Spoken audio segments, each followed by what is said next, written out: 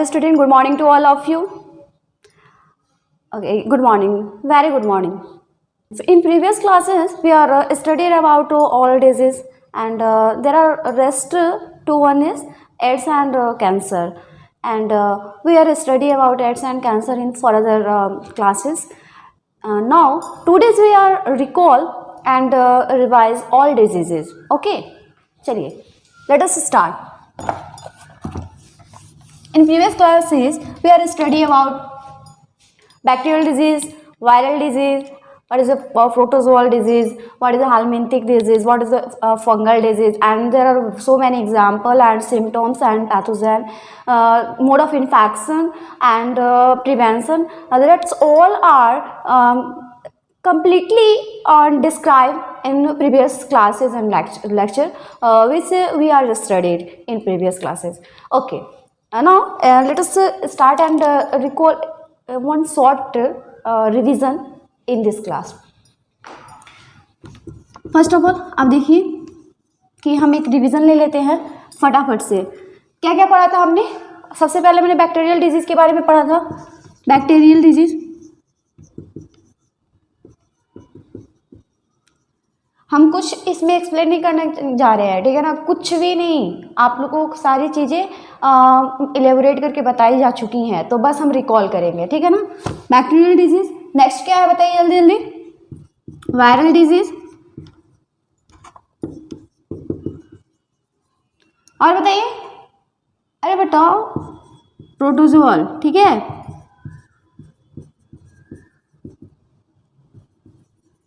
Next one is helminthic disease. Yes.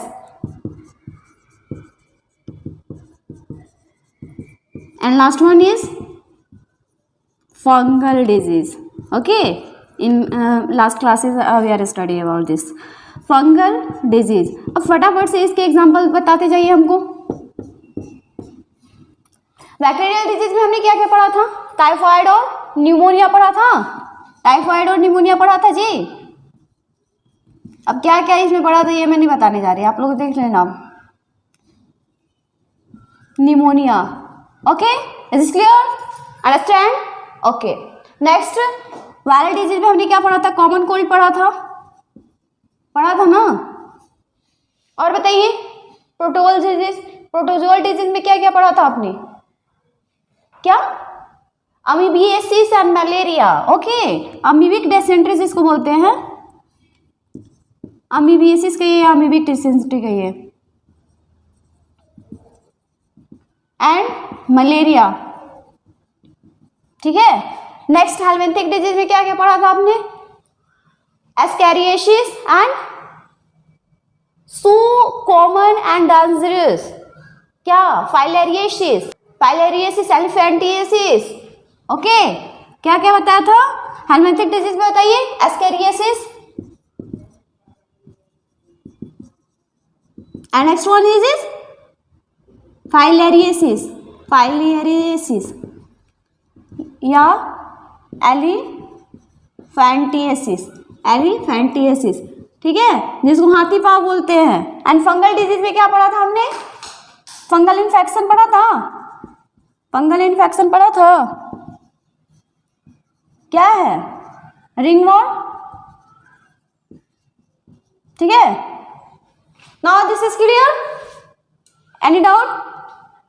सबको ध्यान आ गया. चलिए आगे बढ़ते हैं. स्क्रीनशॉट लेना है, लीजिए. चलिए आगे बढ़ते हैं. आज हम पढ़ेंगे इम्यूनिटी के बारे में, ठीक है ना. आपने इसके पहले भी स्टडी किया होगा, मतलब शुरू से क्लासेस में बायो के चैप्टर्स में थोड़ा थोड़ा इसके बारे में तो दे ही दिया होता है. तो ऑलमोस्ट आप लोग जानते होंगे कि इम्यूनिटी क्या है. What is immunity.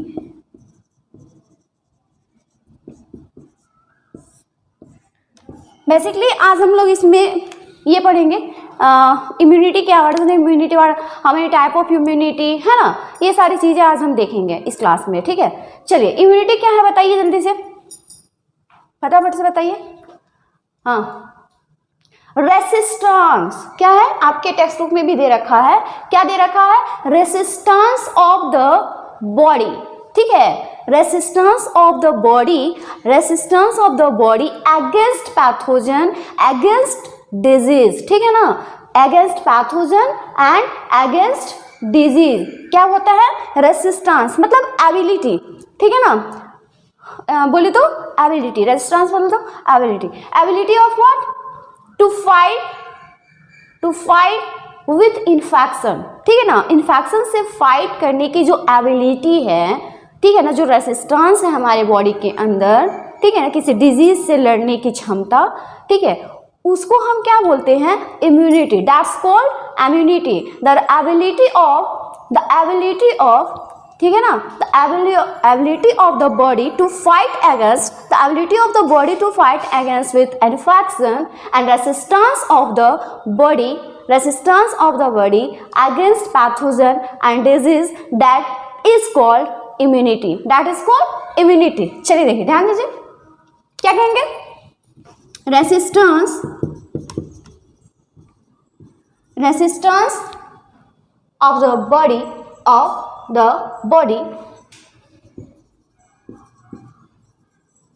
against pathogen and disease. It means the ability of body to fight against infection and disease and pathogens are called immunity.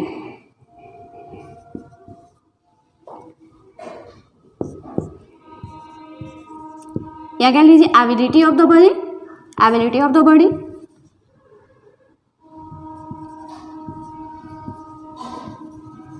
Ability of the body क्या?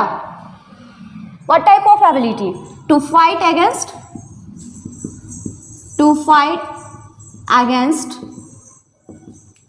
अगेंस्ट इन्फेक्शन या to fight with infection,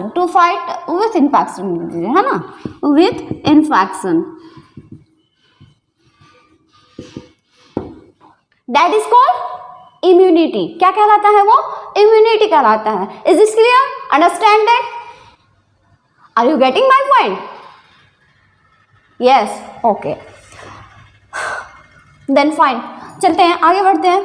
erase करें?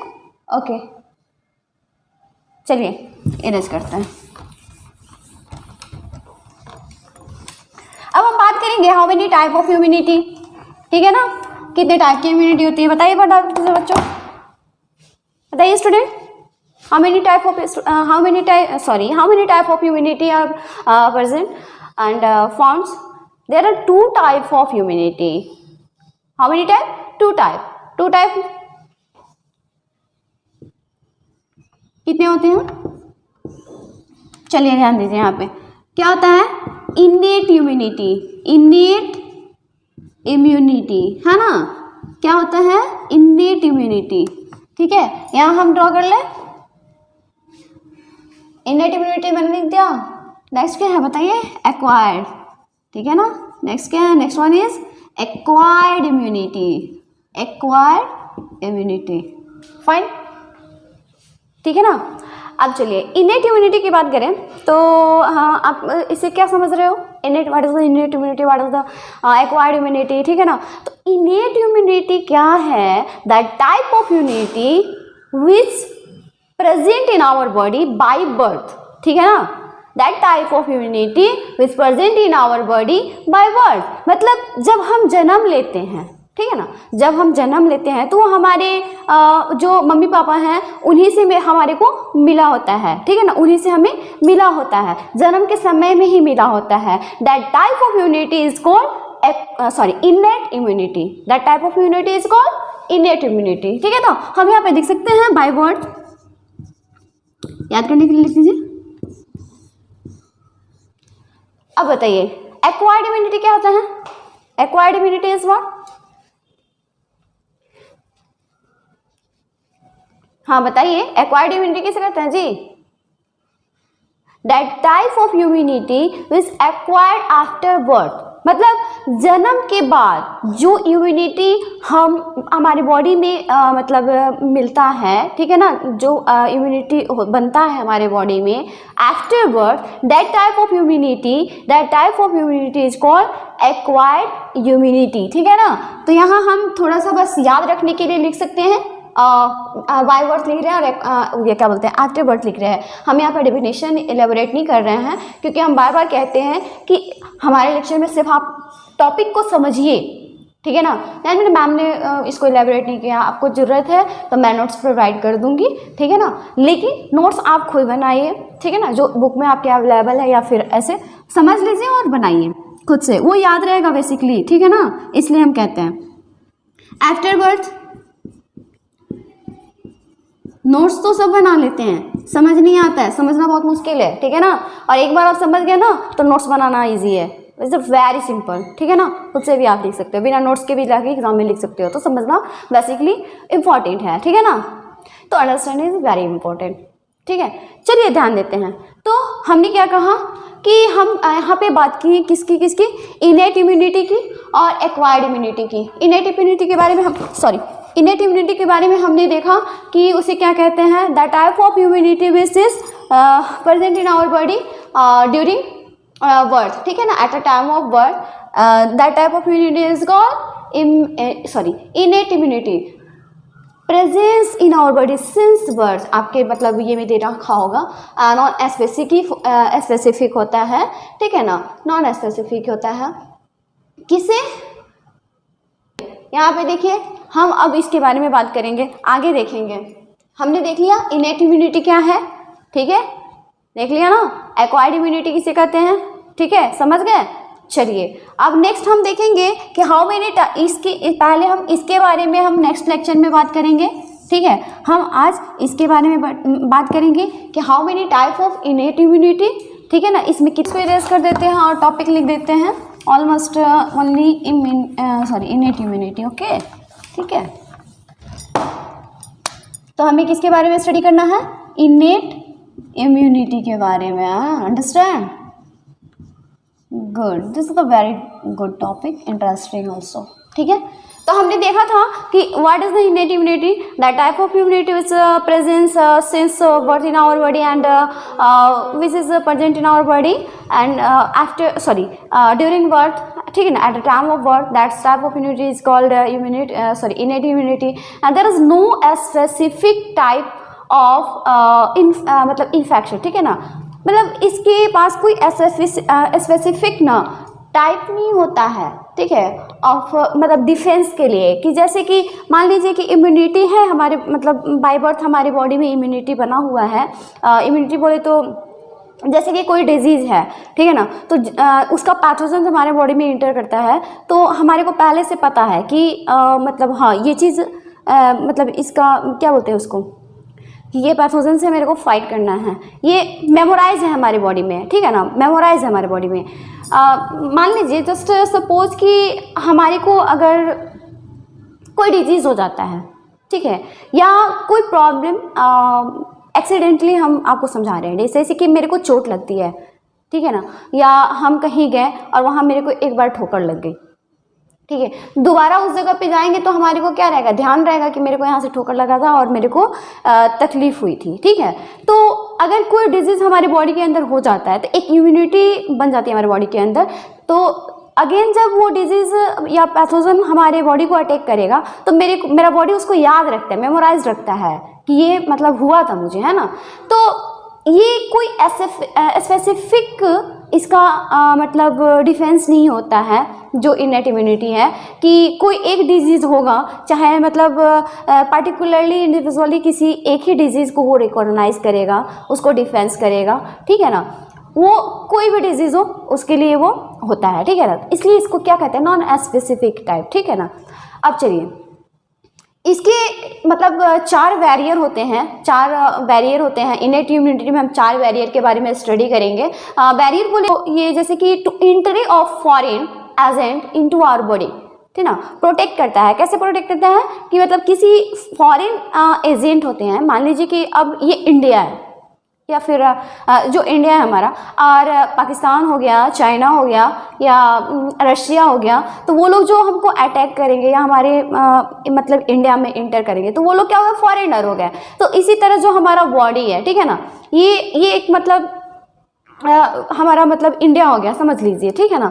और इसके अंदर अगर बाहर वाला कौन घुस रहा है, ठीक है ना, कोई बाहर वाला अटैक करने के लिए एकदम तोड़ फोड़ मचा के इसको ख़त्म ही कर देना है आज, ठीक है ना, पूरा फायरिंग करना है, इसको पूरा मतलब तबाह कर देना है, ठीक है। तो 10 लाइक फॉरेन एजेंट, ठीक है ना। तो जैसे कि हमने रिकॉग्नाइज किया कि इंडिया में अगर कोई फॉरेनर हमारे को अटैक करता है, तो वो क्या हो गया, फॉरेनर है जो हमारे को हमारे इंडिया को मतलब नुकसान पहुंचाना चाहता है। तो उसी की तरह सिमिलरली क्या है, हमारा बॉडी इंडिया हो गया, और कोई भी मतलब बाहरी एजेंट है, पैथोजन है, या बैक्टीरिया है, वायरस है, जो हमारी बॉडी को अगर अटैक करता है और हमारे बॉडी को हार्म पहुंचाना चाहता है, just like a foreign agent, ठीक है ना। तो उससे प्रोटेक्ट करने के लिए 4 बैरियर यहाँ पे डिस्क्राइब किए गए हैं, ठीक है ना।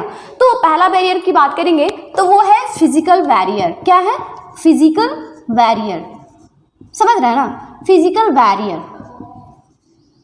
चलिए, फिजिकल बैरियर क्या हो गया, फिजिकल बैरियर हो गया कि इंडिविजुअली अगर हम किसी से फाइट करते हैं, अंडरस्टैंड, ठीक है ना, कि हम क्या है कि मतलब इंडिविजुअली उस जो हमारा ऑर्गेन है, ठीक है ना, जो हमारा बॉडी पार्ट है, वो फिजिकली उस पैथोजन से या जो फॉरेन एजेंट है उससे फाइट कर रहा है। तो that type of barrier are called physical barrier, ठीक है ना। That type of barrier are called physical barrier. Like skin, skin क्या हो गया, अब मान लीजिए स्किन जो है, स्किन हमारा प्रोटेक्शन करता है, ठीक है ना। कोई मान लीजिए कि कोई एजेंट है, ठीक है, फॉरेन एजेंट है, मतलब कोई बैक्टीरिया है, फंजाई है, वायरस है, समथिंग लाइक दैट, तो वो अटैक करता है, तो हमारी स्किन को पता होता है, तो वो क्या करता है, उसको प्रोटेक्ट करता है, ठीक है ना। हम लोग खुद को प्रोटेक्ट करने के लिए बहुत सारे ऑर्नामेंट्स पहनते हैं, क्लॉथ्स पहनते हैं, स्किन भी वैसे ही है, हमारे बॉडी को प्रोटेक्ट करने के लिए मतलब ये स्किन है, ठीक है ना। ये फिजिकल बैरियर का काम करता है। म्यूकस मेम्ब्रेन हो गया, क्या हो गया, म्यूकस मेम्ब्रेन हो गया, ठीक है, ये भी क्या है, फिजिकल बैरियर है, ठीक है ना। इसको हम मैकेनिकल बैरियर भी कह सकते हैं, this is also called mechanical barrier, ठीक है, क्या कहलाता है, मैकेनिकल बैरियर भी कह सकते हैं इसको। And epithelium lining of the